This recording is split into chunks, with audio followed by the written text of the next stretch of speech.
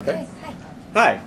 Charisma. We're here with Charisma Carpenter, Cordy from Buffy and Angel, and she's here with several new projects. One of them, of course, is the Butterfinger Defense League. Yes. I've seen the videos. They look like you must have had a blast making them. Tell us about it. It was really a lot of fun and surprisingly so, and I love the campaign just because it's so tongue-in-cheek, and either you get it or you don't. Sorry, it's a big room. Sure.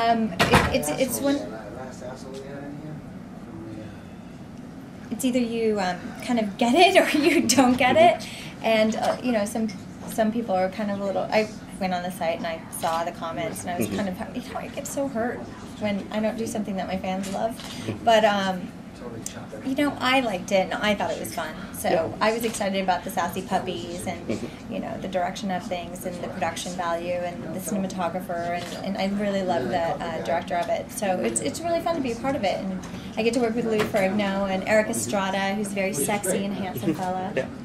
How does it feel to have your character, you know, Ponch and the Hulk, of course, a TV icon, so for Cordelia to be considered on the same level, how's that feel?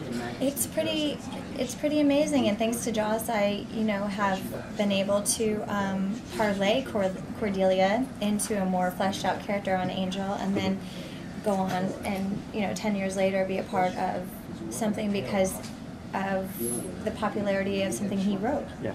So it's very flattering, and I hope it's flattering for him as well.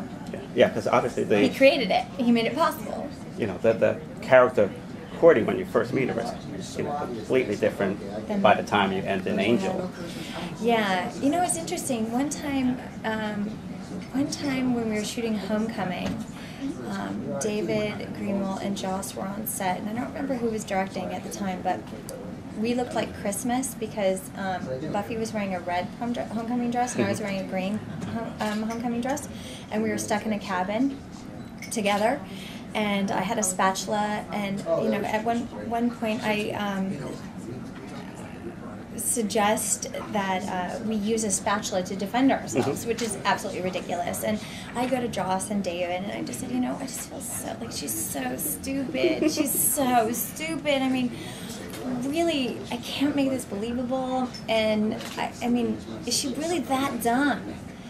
And you know, what happened was, like some of us do when we're new, is we start to personalize it, and we start to say like, okay, well, this is how I'm being portrayed on television, and so then people are going to assume that I'm stupid as well. So I think that's what was going on, and you know, I really heard Joss when he said, you know, Charisma, that's why America loves you.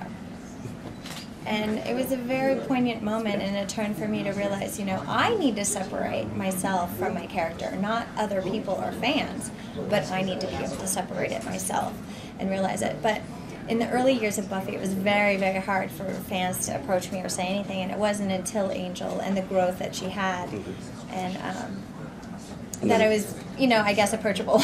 And then, of course, you know, everyone. So I personally am approachable. Everyone was in tears when you passed away. You know. So was I. So was I. It was not my joy to have to do that.